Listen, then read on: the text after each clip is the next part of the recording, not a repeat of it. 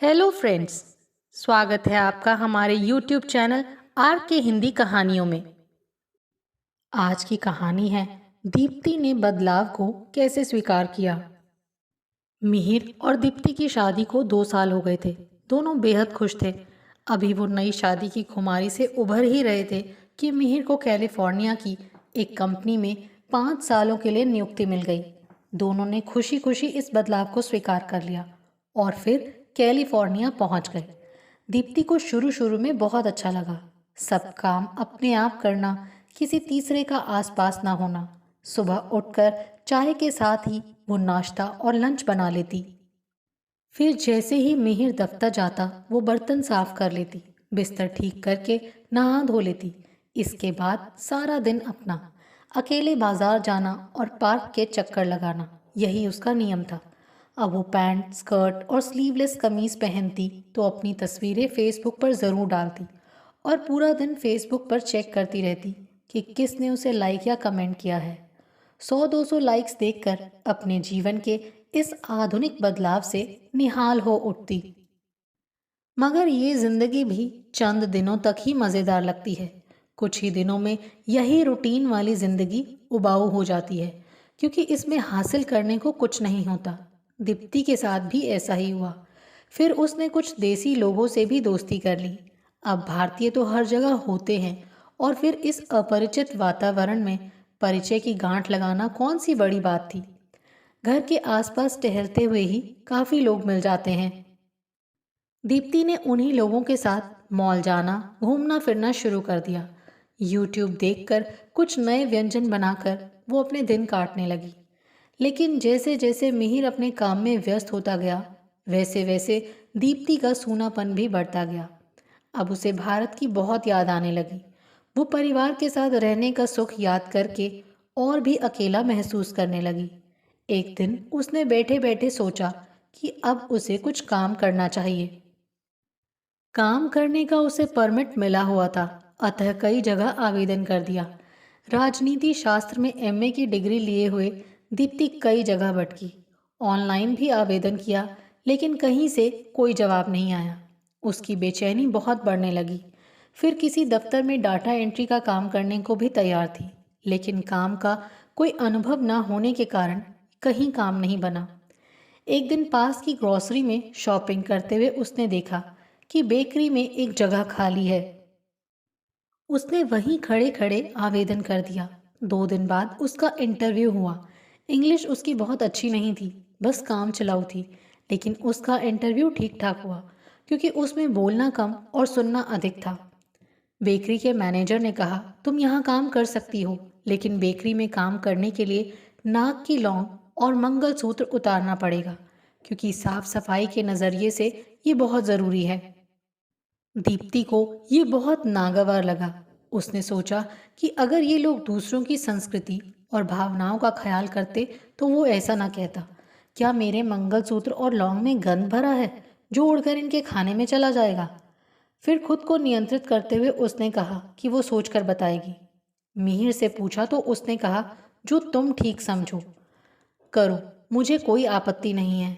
बस शाम को मेरे आने से पहले घर वापस आ जाया करना। दीप्ति ने वहां नौकरी शुरू कर दी।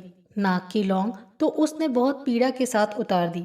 अभी शादी के कुछ दिन पहले ही उसने नाक छिदवाई थी और बड़ी मुश्किल से वो लौंग नाक में फिट हुई थी, लेकिन मंगलसूत्र नहीं उतार पाई। इसीलिए कमीज के बटन गले तक बंद करके रखती ताकि वो दिखे ना। पहले दिन वो बहुत खुशी खुशी बेकरी पर गई। वहां जाकर उसने बेकरी का एप्रन पहन लिया। मैनेजर ने पूछा, क्या पहले कभी काम किया है? नहीं, लेकिन मैं कोई भी काम कर सकती हूँ, मैनेजर ने हंसते हुए कहा। ठीक है, अभी सिर्फ देखो और काम समझो। कुछ दिन सिर्फ बर्तन ही धो। दीप्ति ने देखा, बड़ी बड़ी ट्रे धोने के लिए रखी थी। उसने सब धो दी। जब मैनेजर ने देखा कि वो खाली खड़ी है तो कहा, जाओ और बिस्किट के डब्बे बाहर डिस्प्ले में लगाओ, लेकिन पहले सभी मेज़ों को साफ कर देना। और उसने आंख के इशारे से मेज साफ करने का सामान उसे दिखा दिया। 4 घंटों तक यही काम करते करते दीप्ति को ऊब होने लगी, लेकिन मन में कुछ संतुष्टि थी। दीप्ति को वहां काम करना ठीक ठाक ही लगा। काम करने से एक तो यहाँ की दुकानों के बारे में और जानकारी मिली, वहीं बेकिंग के कुछ राज भी उसके हाथ लग गए। लेकिन उसके मन में बेकरी पर नौकरी करना एक निचले दर्जे का काम था।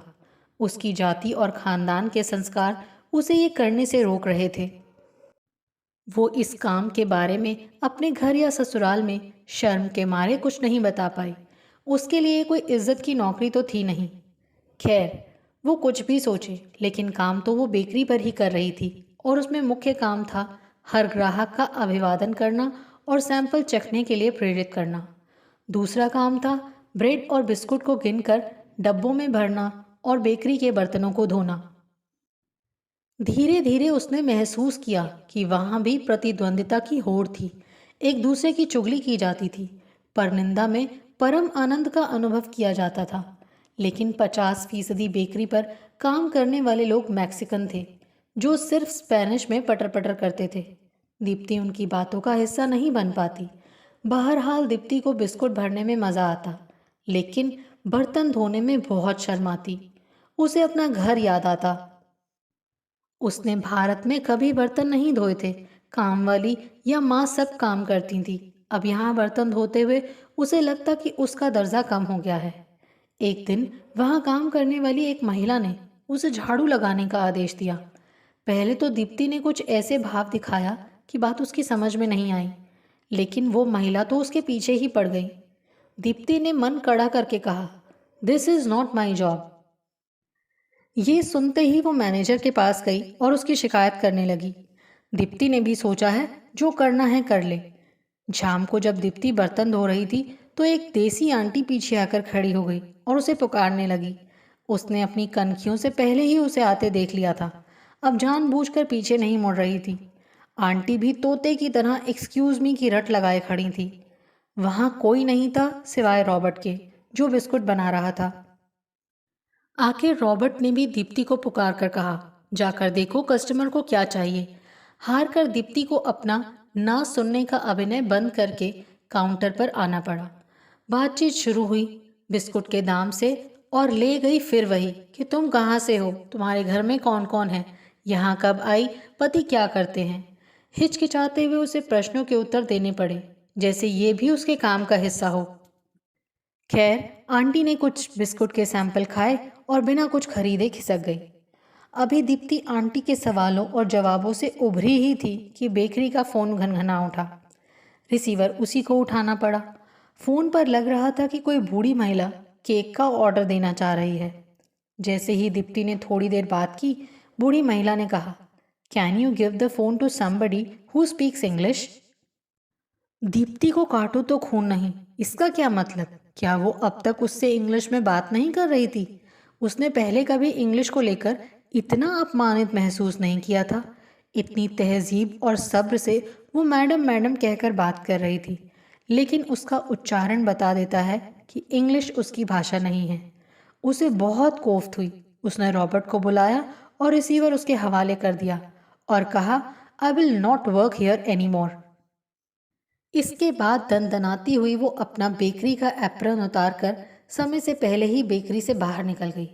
अगर वो ना जाती तो उसकी आंखों के आंसू वहीं छलछला पड़ते। घर जाकर दीप्ति खूब रोई। पति के सामने अपना गुबार निकाला। पति ने प्यार से उसके सिर पर हाथ फेरते हुए कहा, बस इतने में ही डर गई। अरे, अपनी भाषा का हम ही आदर नहीं करते, लेकिन अन्य लोग तो अपनी भाषा ही पसंद करते हैं, और वो भी सही उच्चारण के साथ। जिस इंग्लिश की हम भारत में पूजा करते हैं वो हमें देती क्या है। और इस बात को भी समझो कि सभी लोग एक जैसे नहीं होते। शायद उस औरत को विदेशी लोग पसंद ना हो। भाषा तो सिर्फ अपनी बात दूसरे तक पहुंचाने का माध्यम है। तुमने कोशिश की, तुम इतना निराश मत हो। ये सब तो विदेश में होता ही रहता है। मिहिर की बातों का दीप्ति पर असर ये हुआ कि अगले दिन वो समय पर अपना एप्रन पहनकर बेकरी के काम में लग गई, जैसे कुछ हुआ ही ना हो। किसी ने भी उससे सवाल जवाब नहीं किया। अब उसे लगा कि वो किसी से नहीं डरती। अपने अहम को दरकिनार कर उसने नए सिरे से काम शुरू कर दिया। उसने अपने काम को पूरे दिल से अपना लिया। अपनी मेहनत पर उसे अब गर्व महसूस होने लगा। आपको हमारी ये कहानी कैसी लगी, प्लीज़ कमेंट करके ज़रूर बताइए। अगर आप इस चैनल पर नए हैं तो इसे सब्सक्राइब करें और शेयर करें। Thank you.